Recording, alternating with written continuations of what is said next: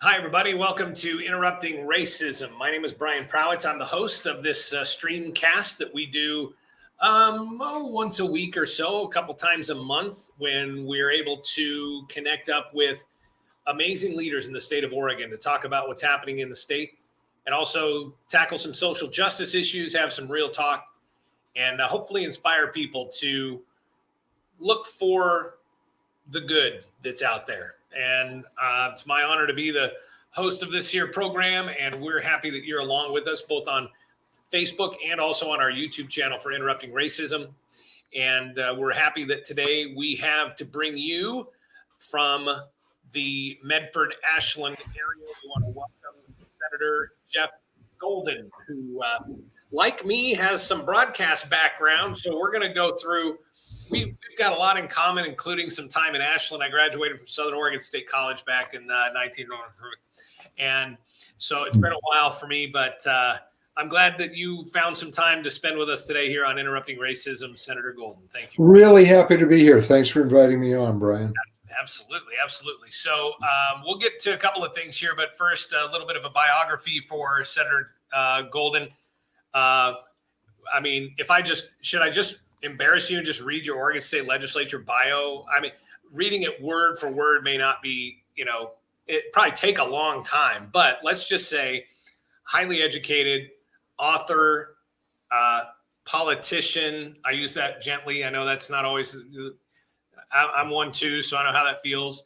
Broadcast and editorial journalism in his background, organizational consulting. Senator Golden, how do you describe your current set of responsibilities? Well, I'm a member of the Oregon State Senate, have been for 2 years, representing the populous part of Southern Oregon, the Medford, Ashland, Phoenix, Talent, Jacksonville area. And I sort of have a half journalistic hat on all the time. And most recently, when I was elected, had a PBS show that started in Southern Oregon and went to different markets nationally called Immense Possibilities. I get to plug that, don't I? Yeah. Because all of the episodes are online at immensepossibilities.org about the most exciting, inspiring community ventures that just, everyday people are putting together to try and stoke my hope for the future. So I still have a bit of a hand in there, but I have discovered that despite how it's presented, being a state legislator really is a full-time job. So that's pretty much what I'm doing these days. Despite how it was presented. That's good. I like that. Stoking hope for the future. I feel like that could be a subtitle for what we're doing here. I got so sick and tired of seeing the vitriol on social media, which really hasn't stopped, and thought, what can I do to share some intelligence back into the world? And the ALF Network is just about perfect for that. If you don't know, people that are watching, the ALF Network would be the American Leadership Forum of Oregon. You can learn more at alforegon.org, and I'll put the URL up here shortly. But stoking hope in our future. And we purposely did not have this interview last week or the week before. I kind of wanted the election to go by and kind of figure out where things were and let it settle a little. I don't know about you. Do you feel a little bit more settled since Saturday night's big announcement? We're in a really complex time. And I be straight out about it. I thought and think that our current president has been enormously damaging to this country. And I'm really relieved that he's not going to be president. At the same time, I understand there are millions of people who have supported him, that this becomes a very long discussion, but who really feel dispossessed about the changes in this country over the last, you pick it, 5, 10, I would say 30 to 40 years, because of historic changes that, I think this president found a focus for them to blame that's not right, that's not accurate. But the fact is, millions of people feel dispossessed, and that's not going to change with a changing president. So we've got, a huge challenge ahead to change the structure and economy of the country to be fairer and more accessible to more people.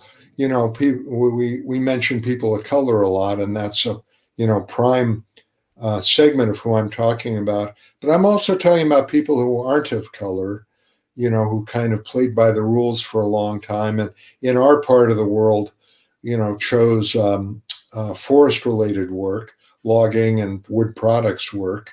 They followed the rules, wanted to do what their grandparents did, and had the world change in pretty fast ways that our president sort of capitalized on when he, with his, Make America Great Again and let's bring back big coal and let's bring back big timber, that I think was a cruel and cynical exploitation of the fears and disappointments that people have. But that's my perspective. But the fact remains that that's still here to divide us. And the road to, sort of healing the wounds is not a clear one. So I both have some relief and some apprehension about what lies ahead. There are some very difficult conversations to have. I mean, you've got a whole bunch of people right now that are still angry. Clearly, at the recording time of this conversation, the whole dispute about votes and the president's objections and lawsuits and all that are still brewing on some level. But already, just for me, I'm already running into places where the conversation is not easier. It's flipped, I think. And let me give you an example. So I consider myself a conservative Republican, but I've become pretty liberal in a lot of the social issues. So I don't know what that makes me, and I hate labels, so I don't like that. But I've been having these conversations with people like you around the big social issues, social justice issues that we see, racial, all the discussions around equality and systemic racism and all those things. And I have lots and lots of Trump supporting Republican friends and family that are now they don't feel better. Now the table has turned a little bit, and now they're the ones saying the things that the people who voted for Hillary 4 years ago were saying. So what I'm saying is that it's the conversations are still very big and still very important, and there's a lot of hurt. There's a lot of defensiveness, a lot of anger out there now in that group. I'm just wondering if there are your thoughts on how we get past, I don't know, what are the next steps? Where are those conversations going to be the most fruitful? What are you thinking about when it comes to that still very angry conservative set that I know you're going to be dealing with in Salem? Or maybe you deal with in your own backyard. Well, I have a very mixed district. My main towns are Ashland and Medford. Ashland's very blue, Medford's still very red. So I maybe a little bit of a microcosm of the country. So of course, Brian, you're asking the core question that we're all going to be trying to figure out over time to come. A couple of things are clear to me. One is both of the major parties have failed tens of millions of Americans. And, in the Trump base, you have many former Democrats who feel betrayed. And I don't blame them. I think that Democrats have largely talked a good talk about opportunity and about fairness and equity and all of that for white and black and brown people. And it hasn't really materialized. And I think, this conversation could go a lot of different directions. But one of the things I'm seeing, and I would like it not to be a right versus left thing, is that over the last 30, 40 years, a very, very privileged class of Americans have enjoyed almost all the economic and wealth gain. I mean, the statistics are staggering, whether you go to the fact that Jeff Bezos in one day in the last 3 months made $13 billion because of the way the markets are structured. That, 1% or 1/10 of 1%, I'm not going to get this right exactly, that 3 individuals have the same net worth as 50% of Americans, those kinds of things. Now, I grew up at a time when we had a healthy capitalist economy where people who worked hard and took risks were rewarded. But it wasn't that insane lopsided kind of thing where you've got, a mindlessly wealthy class, and you've got tens of millions of Americans who are working full time, 2 or 3 jobs, working harder than I work, and having to make decisions about putting food on the table and paying the rent. So we've got some structural problems.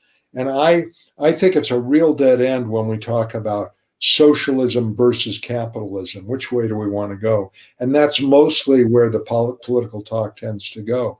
I don't think it's about that at all. I think you don't have to get very deep in the weeds to understand that there's real advantages to an enterprise system that rewards risk and hard work without getting to that very extreme, lopsidedness that gets then built into our politics through campaign finances and who kind of owns politicians, that we can build a consensus that says we would like some of the strengths, the strengths of a so-called free enterprise system, and you can talk about how true that label is, and the notion that in the richest country of in the world, people who work full time shouldn't be in poverty.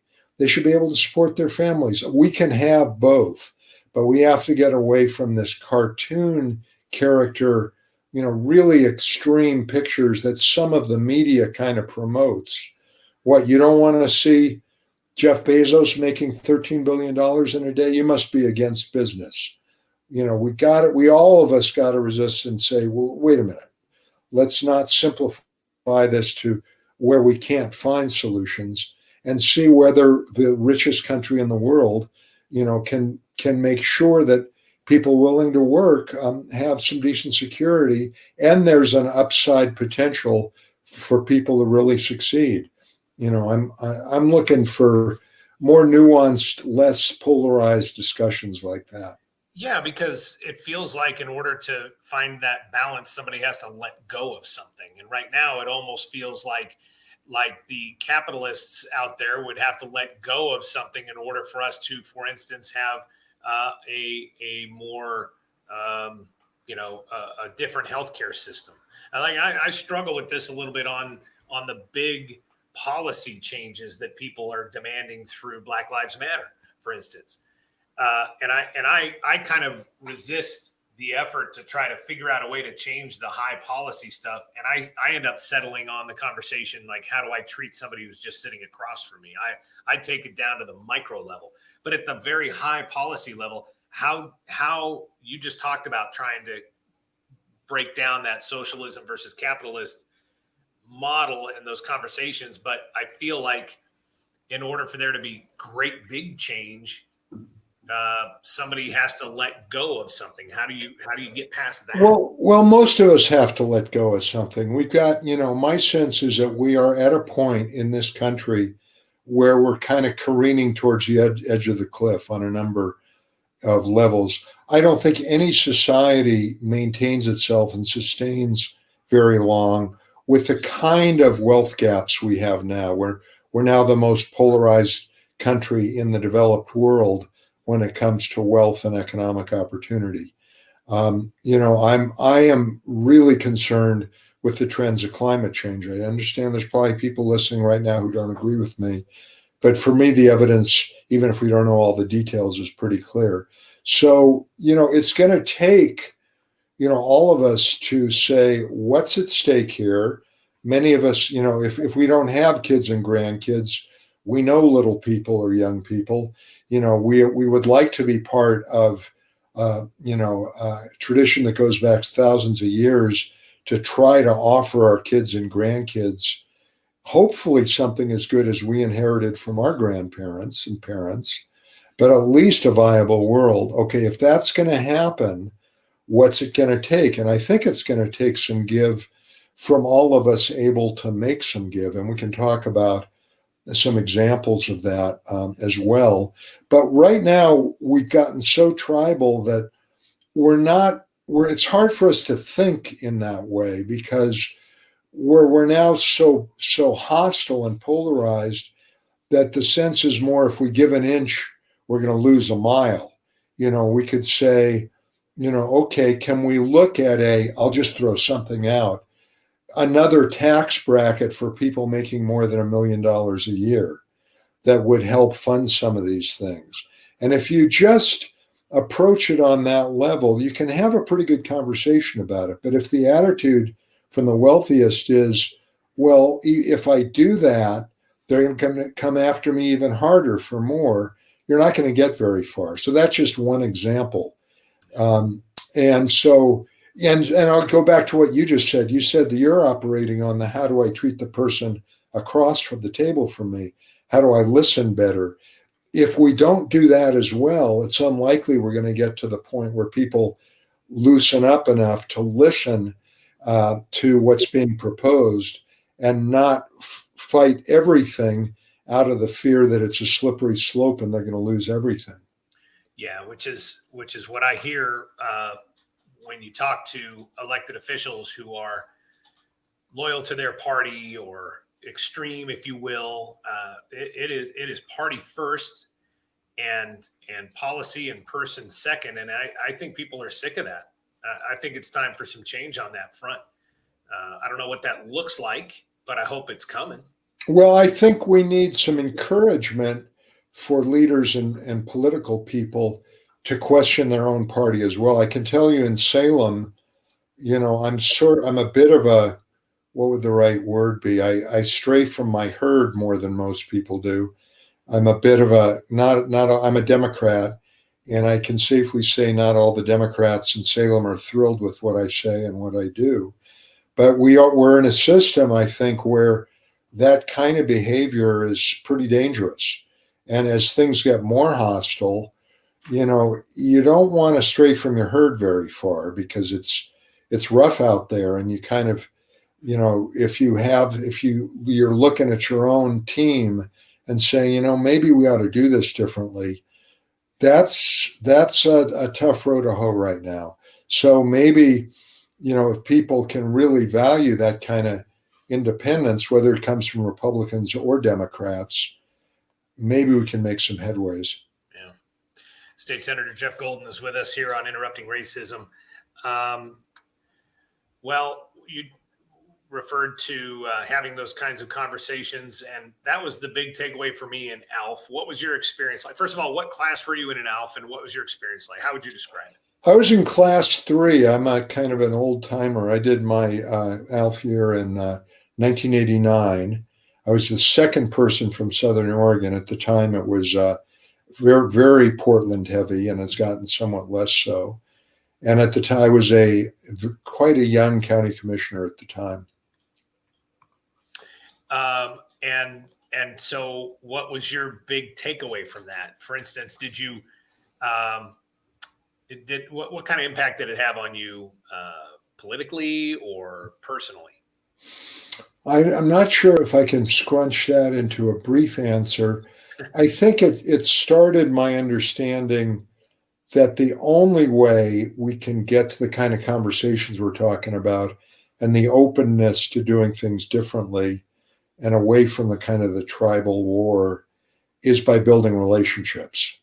And, I know all I have to do is look at my own mental process. I know if someone comes at me and tells me what an idiot I am, or even more so, how I have bad motives, how I'm only interested in, this liberal conspiracy to take advantage of rural people or to tell people exactly what to do, I'm not open.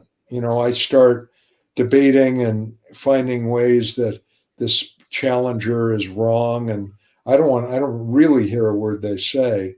But if I have somehow built a relationship where I care a bit about him or her, see their decency, see that they want a good world too, I'm more open. And I start to listen, and maybe I start to question some of my beliefs. So the whole ALF model is based on relationship. And it's really kind of in a way, it's a privileged thing because we spend a year, a couple days a month together building relationship. And that's a stretch for a lot of people to do, find that much time. and room in their lives to do that. But, you get to know people. My buddy, and, in our classes, you get assigned to one person for a special buddy relationship. I came out of a very environmental kind of perspective in Southern Oregon, and feeling like the forests in the 1980s were really getting overcut. And my buddy was a woman who, with her husband, owned and ran a timber company, Ochoco Lumber, in Central Oregon, in the Crook County area. And she had some really different views about forest management. And I came to respect those views more than I had before and see more nuance. So not everybody, I think, is able to take the kind of time it needs to be with different thinking people for 2 full days a month for a year. But somehow, if we can replicate that, if we can make the room and time to get with different thinking people, we're going to be ahead on the game. And I created something several years ago that I called Take a Blockhead to Lunch Month. May is Take a Blockhead to Lunch. And you find people, you think of people in your own lives who you have some regard or good feeling about, but who really feel differently from you about issues, vote differently than you do. And you take them to lunch. I affectionately call them a blockhead. And you don't debate. You try to suspend that part of your mind that's always, in debate mode. And you ask them sincere questions about where they're coming from. And you just listen. And it's got to be questions. And just because there's a question mark at the end doesn't make it a question. Like how can you in your right mind believe such nonsense? That's not a question. And really try to develop your curiosity. I try to do that at least once a year or 1 month a year, and you pay for the lunch. And that's to the good. And we're pushing against these kind of blast furnace media outlets that we all know about that keep trying to make us believe that the guys who think otherwise are enemies. And we got to resist that. Well, I'll tell you that Alpha has changed my audience and the people that I'm accountable to in a big way. And I think that's a gift. And it's hard to find the person and the environment and the time and the vulnerability and the honesty and there's a lot that goes into being able to have a conversation with somebody who, going into it, you may know that you don't agree with, or there's going to be a point or two that you are going to butt heads about. But man, there's something else when you spend that time with somebody and you get to know them, and then you realize that all your perceptions of whatever the label is that they bring to the table, when the perceptions don't match the label, stuff starts happening. And I'm sure you've experienced a lot of that as well. So did Alf help shape the things that catch your attention, or maybe how you process things? You've had longer. I'm class 34. I'm only a couple years into my Alf experience. So you've had more time to distill all these things and sort of, allow you to become more wise because of the time you've had in there, and then your experience in life as well. But does Alf change the things that seem to catch your attention, or the way you process things? Boy, I'd like to think all the time I've spent on this has led to a lot of wisdom, but I'll just, I won't argue with you, but I'm in some ways still asking some of the same questions I did way back when. It has made me a bit more aware of other parts of the state.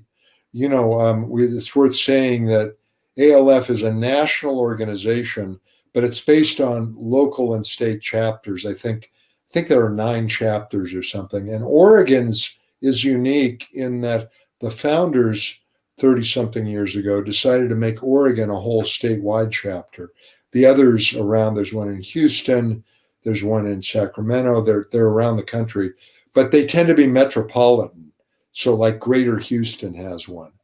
And that's not as hard as what Oregon's tried to do. Oregon's has really tried to take on what we call the urban-rural divide, right, which has been, a challenge as long as I've been in Oregon, pushing 50 years, and is still pretty sharp today. And it really has a lot to do with after timber declined, I-5 Oregon, if you will, generally prospered, especially Portland.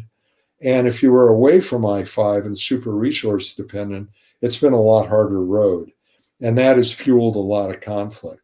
So I give ALF credit in Oregon for trying to do a statewide thing and for going to other communities, and that's all to the good. There's a theory, the people who founded ALF said, what we need to do is create in a metropolitan area, in a state, wherever, a network of leaders who spend a year getting on the same page, some of the same training and leadership, hearing each other's stories, building those relationships we talked about.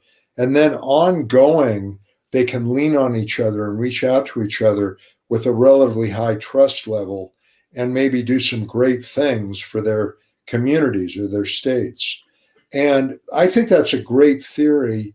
In Oregon, by and large, it hasn't taken hold. And I think the reason is people are so busy. You have to keep maintaining those relationships. And there's been a lot of effort at that. I wouldn't call it a failure because you mentioned there are 700 people or something like that in that network now who've all had this training in classes of 20 at a time. And there is networking. They do reach out and say, I've got this idea that I think would really help in public education. Who in the ALF network's really engaged in that? And they'll call and they'll reach out, and some good things have happened. But we haven't built this strong, broad network because people are so busy, and there's still effort to figure out how to do that. I want to talk maybe one of the ways that we're going to find out how far we've come in the rural-urban divide in Oregon might be in wildfire recovery. Certainly in your area, you were struck with a massive tragedy there. What's a snapshot update look like with where the Phoenix, Medford, Talent, Ashland area is right now in that process? So, it was a catastrophe on a scale that none of us have ever dealt with before. And I'm on a body called the Wildfire Economic Recovery Council, the WORK. We're all big on acronyms, of statewide folks trying to figure out how to recover for this. There's parallel organizations happening regionally. And, the good news is that it looks like the federal government through FEMA is stepping up in a big way because we can't begin to muster the resources on our own to do this. So we basically are staging this in 3 phases. One is the emergency response phase, which we're well into. The fires are out. We have this huge task that we've never faced before of debris and ash removal. Just to give a sense of that, the estimated cost for Oregon just to remove the debris is $186 million. And there's a lot of that, in my part, the fire in Jackson County was primarily in mobile home parks, manufactured home parks, with a lot of metals and a lot of asbestos and a lot of toxic debris. And so far, we've had experts in trying to deal with the most toxic stuff. The next phase is getting this stuff out of the way and getting it landfilled. So that's stage 1. Stage 2 is transitional housing, and we are acquiring as fast as we can temporary units. We're purchasing a lot of recreational vehicles. We're getting some trailers from FEMA.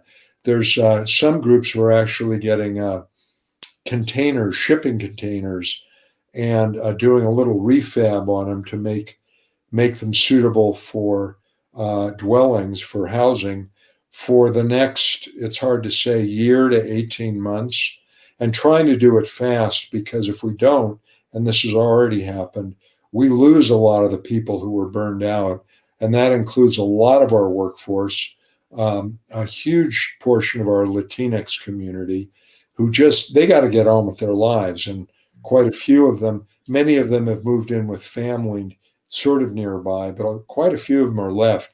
You remember the Paradise fires 3 years ago in California.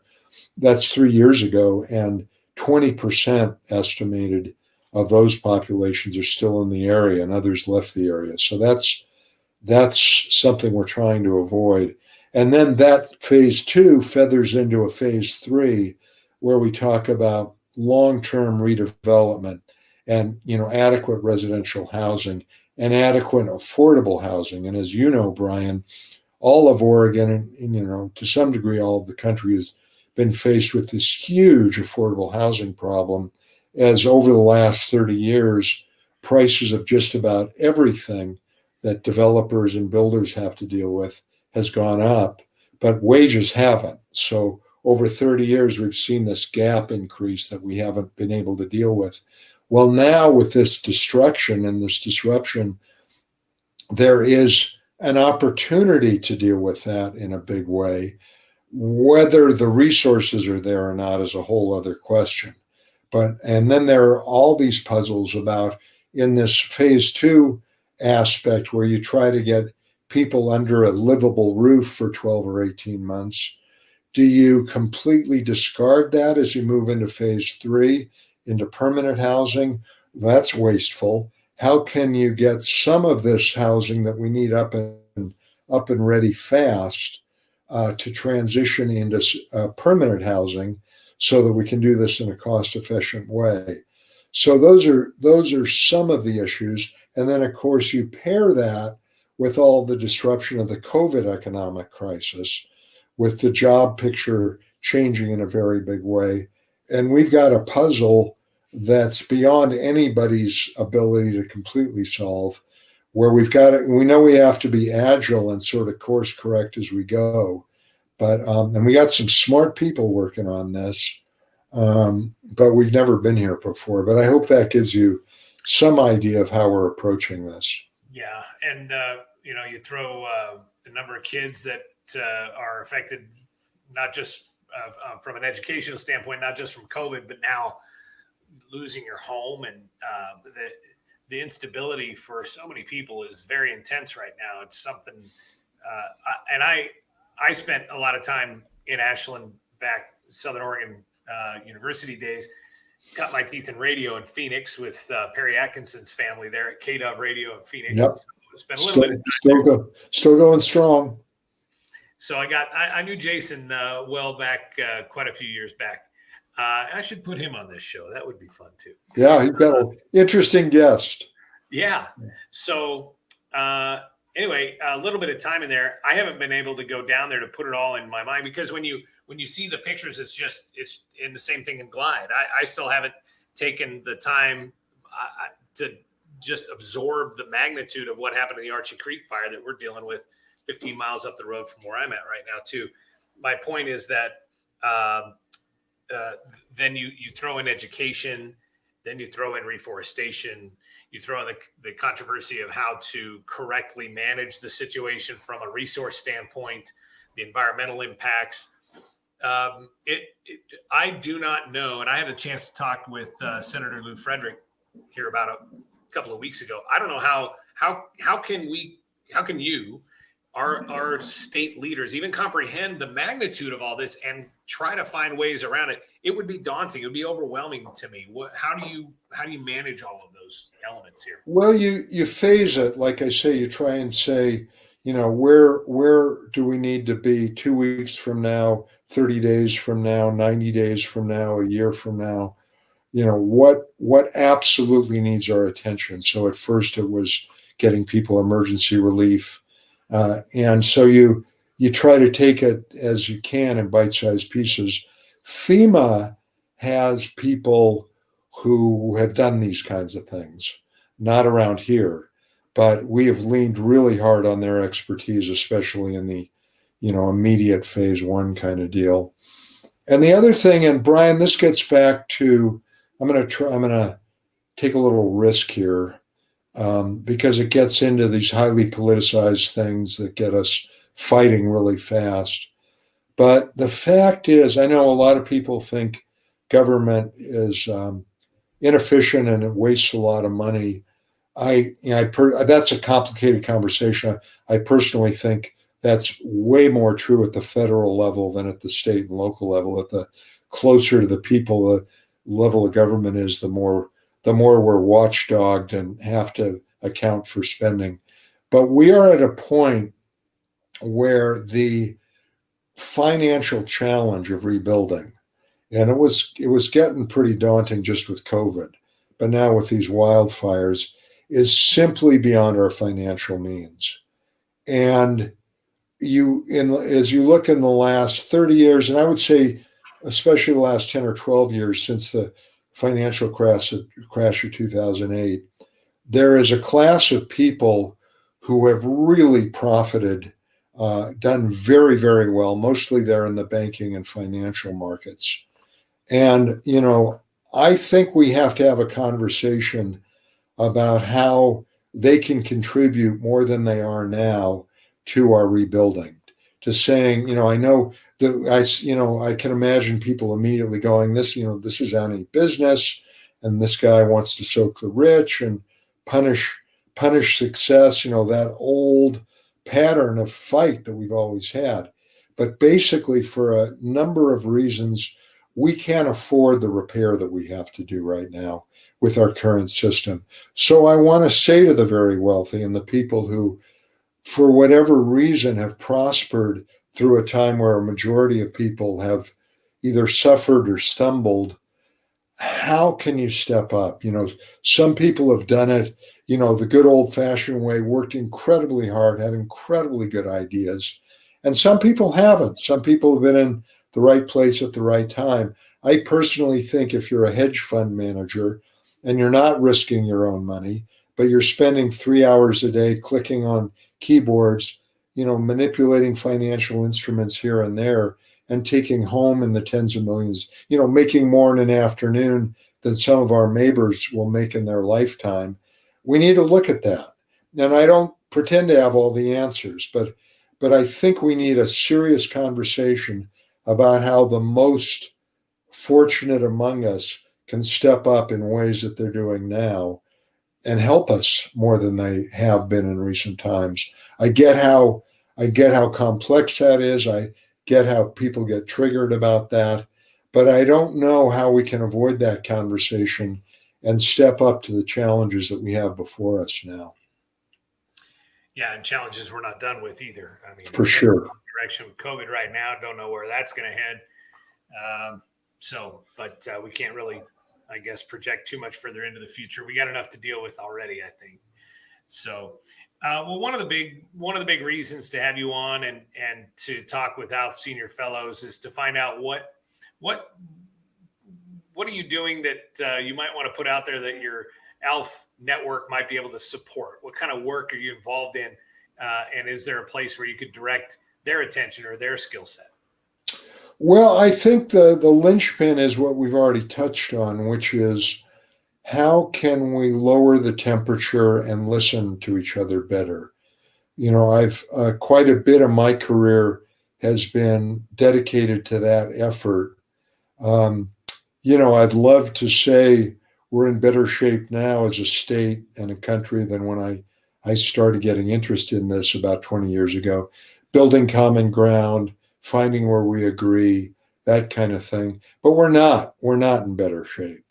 So, ALF fellows, partly because of kind of who they are going into the program and partly because of the emphasis on listening and kind of mediation and positive use of conflict, are good resources for that. From where we are now, just coming out of an election where there was so much conflict and so much extreme feeling, and we're not out of the woods yet on that. What can we do to nurture, what I like to think of as an Oregon patriotism, where we can really prioritize the common good and have rough conversations, and on an individual basis, push ourselves to listen better and more openly, and less of that preparing a rebuttal as you're talking than we're used to. The Alpha Senior Network has some of the best people around at that kind of stuff. So, that strikes me as the most critical, because if we can make progress on that, there's some pretty great ideas out there on the particular issues. What do we do about public education? What do we do about healthcare and transportation and housing? There's smart folks who've thought a lot about all of those, but it's this, partisanship and this tribalism and this, I can't give an inch because you'll take a mile kind of attitude that we've got to crack. We've got to make some progress there. And I know, we've returned to that 2 or 3 times in this conversation, but it seems to me like we're just going to be flapping our gums if we can't make progress on that. And is there something you can do in Salem? I mean, is there some place, if there's a place where our state leaders could potentially begin to knock down some of those barriers? I think that'd be the place to start. And I must sound like the most naive Pollyanna anywhere to even say that out loud. But if there's a place for that to start, you sure hope it could potentially help in the relationships that guys like you have with your mates in Salem. So I've been there 2 sessions. I'm a relative newcomer. I was elected in 2018. No. You need to fix it right now. In your first 2 years, it's on No. That's not where I was going. And we are setting in Salem a pretty, if you pardon my language, crappy model for in this area, in good listening, in trying to be flexible. My 2 sessions have been the 2 sessions of walkouts that have made the session collapse. And that's a sign of complete failure in the area you're talking about.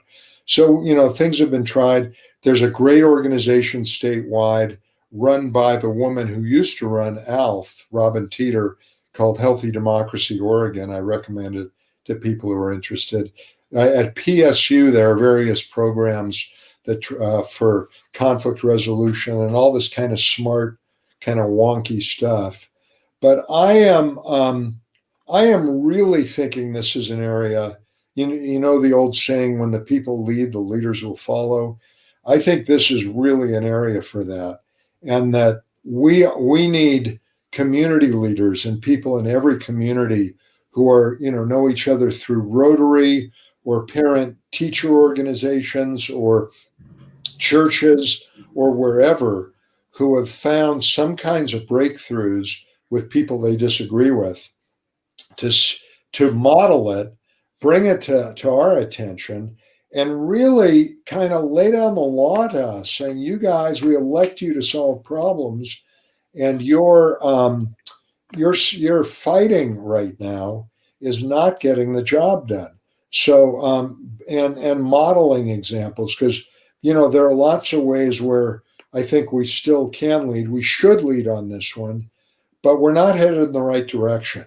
And I'm open to all kinds of solutions, but this one in particular is one where I think people in communities and organizations in communities who bring folks together to accomplish stuff, not sit down and say, let's talk about why you voted for who you voted for, I voted for who I voted for. I feel this way about timber, you feel that way. Let's work that out. I don't think that's the way so much as looking around their communities and saying, what do we need to improve? And then when people work together on that, opportunities for our kids, you name it.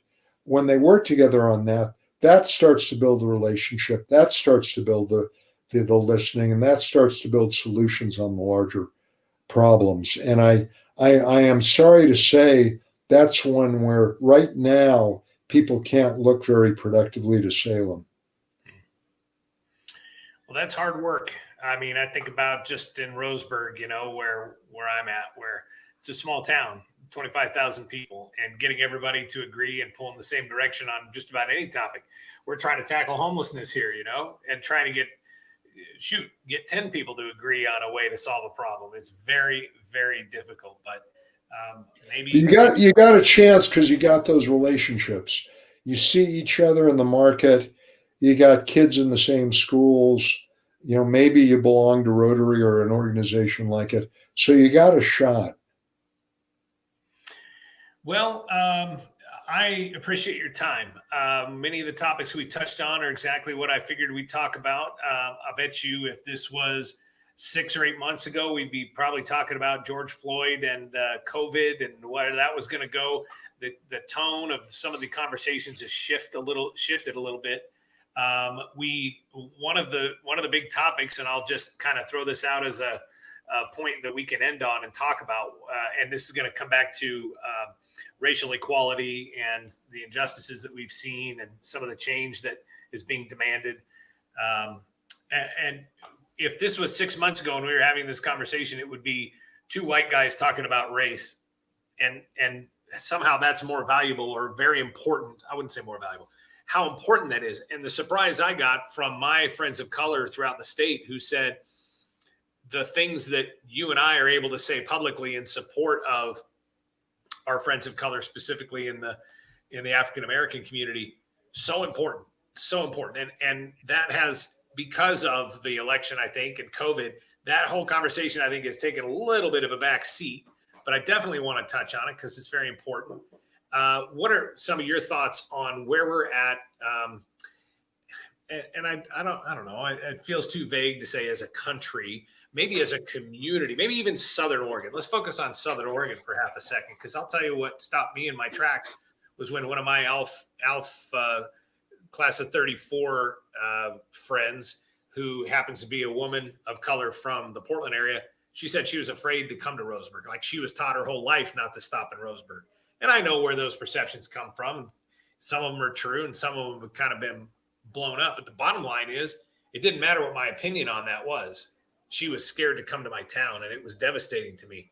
Where are you at on that whole spectrum of trying to make people feel welcome and safe in Southern Oregon communities? Well, I have heard that same remark said about my community, the Ashland Medford community, and it is hard to hear. I think maybe you've put your finger on the very roughest example of how we're not hearing each other, because I think that what has affected me the most as a white man is hearing people of color in ALF and elsewhere talk without trying to convince me of anything about their daily experience and their experiences in their lives. Because like almost all or many, many, many white people, I start out with, hey, I'm not racist. I'm not prejudiced. What are you talking to me about? You're talking about slavery. That was 150 years ago. And, let me tell you all the, what a tolerant, great guy I am about this. And that's really missing the point. And we are not in an era, by and large, with guys in robes burning crosses on lawns and, railing against people of color. There's a little of that happens. But if you're thinking that's what racism is, you are missing the picture. And, what I think what it takes is people, white people, trying to hear and trying to imagine what it's like, because it still happens, to need to tell your kid, if you get stopped or have interaction with a police officer, you need to be completely friendly and obedient, no attitude. Because I have 2 kids and I've never had to give them that talk. That is something that goes deep, and that's important. There are many examples. Yeah. Then on the other side, I'm hoping that people of color who are tired of waiting, think they've heard of, especially people my age, have heard for decades about how white people are trying and we're moving towards equity, and are saying enough, we're tired of waiting. I think they need to, in my view, to sit back and listen and understand that there are plenty of white people in this country whose lives have and financial security and hopes for the future have gotten a lot bleaker in the last 20 or 30 years because of very large historic changes. And when those people, those white people, hear the word white privilege, and you have white privilege, friend, they are going, what the F are you thinking about that I'm privileged? Let me tell you, I can't make my mortgage payment. I used to be fine. So when they hear, lots and lots and lots about the plight of people of color, their minds are closed. And so that we're going to need a little bit of understanding across the board. And I do understand that people of color hear that, and some of them get angry and say, I am tired of hearing what white people need. So this is a really rough issue, but we don't need to agree with each other, but we need to recognize something human in one another and how we're hearing all this. And this might sound a little kumbaya, touchy-feely, but it's going to take that, and it's going to take some, letting go of what we think we know and hearing better than we used to. And it's going to take spending time with people we have not spent time with before. And it's not going to be easy. Letting go of the things we think we know and listening to each other. Boy, that's really good. That's good advice. I like that. I'm going to tell you my favorite bumper sticker, which I see occasionally down here. It says, don't believe everything you think. I used to object to that so hard. I used to just think that was the weirdest bunch of goofy psycho babble I ever heard. And then I was at Shore Acres and I wasn't paying attention and I tripped over a hedge. And the whole time I was falling, I thought to myself, I'm fine, I'm fine, I'm fine. And then I hit the bark. And I realized that's exactly it. You tell yourself you're fine, or that's the way I process that anyway. Anyway, I felt like I understood that bumper sticker in that moment because you can tell yourself a lot of stuff. Well, for me, it goes to, I think a lot of things. I have some really strong opinions, but it's really helpful to remember that I don't know everything. And there's some other perspectives out there that are worth my serious attention. And so I better go a little easy on my belief as I'm thinking all these things. That was a much more philosophical response to the saying than my story of falling. Well, but your hedge was more connected to the real world. The other thought there on listening and that kind of thing is, I think there's incredible power if you admit to yourself, instead of saying, I know a lot of stuff, I'm not racist, I got a lot of friends. Maybe I am the problem. Maybe I am part of the problem. Maybe I am a little bit racist. Maybe I do have some biases that are built in there. Things really started to open up for me when I crossed that line and started to realize that. And so I hope that, and I truly, and hopefully, it's all about giving ourselves and others a little bit of slack, because we are carrying around a history of hundreds of years of ways of thinking, the ways our parents taught us, media messages. We're carrying this huge sack of stuff behind us, and we need a little mercy from each other to remember that. Yeah, no doubt. Well, hopefully, my true hope and prayer for this conversation is that more people get to see it, and that maybe there's some perspective in here that you haven't thought of before if you're watching this. Also, you can go back and watch previous episodes of Interrupting Racism. Al Jubitz was on our program. We also talked to Pam Knorr from Medford, and Anthony Valise from Woodburn came on the program as well in the past. So do check that out. We also want to send you over to our official t-shirt website, speakupwithus.com. We've got t-shirts there that have some attitude. Jeff, I'm going to send you one as well. That's great. With pride. That's We've great. got all kinds of different slogans on there. And the revenue from those shirts is going to go to the Black United Fund of Oregon. Also, we do take live comments on the program as well. We've had a few comments from some folks on Facebook, mostly just thanking us for being here and putting some of our stuff out there for other people to see.